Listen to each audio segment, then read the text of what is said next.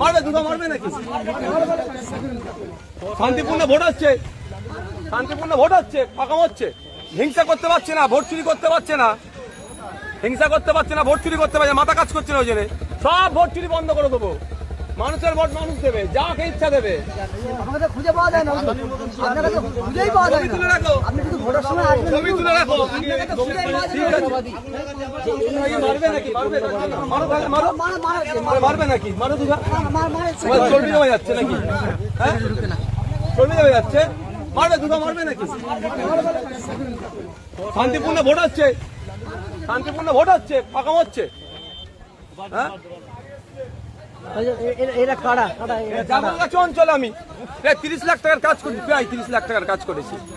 এরা কারা তৃণমূলের হিংসা করতে পারছে না, ভোট চুরি করতে পারছে না, হিংসা করতে পারছে না, ভোট চুরি করতে পারছে না, মাথা কাজ করছে না। ওই জন্য সব ভোট চুরি বন্ধ করে দেবো।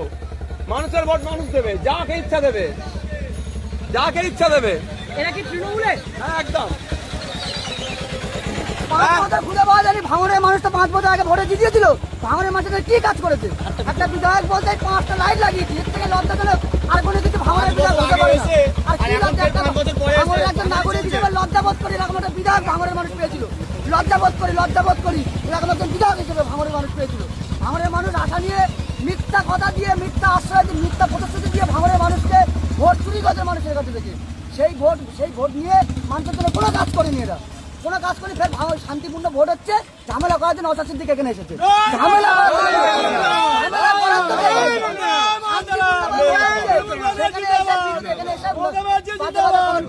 একটা বিধায়ক এসেছেন, সেভাবে আপনারা এখানে তাকে বিধায়ক এসেছে, বিধায়ককে অলওয়েজ ওয়েলকাম জানাতাম। প্রার্থী আসতেই পারে, কিন্তু আমরা ভাঙরবাসী হিসেবে 5 বছর, এই প্রথম বছর না, এর আগে 5 বছর বিধায়ক ছিল, কিন্তু করেছে নাকি?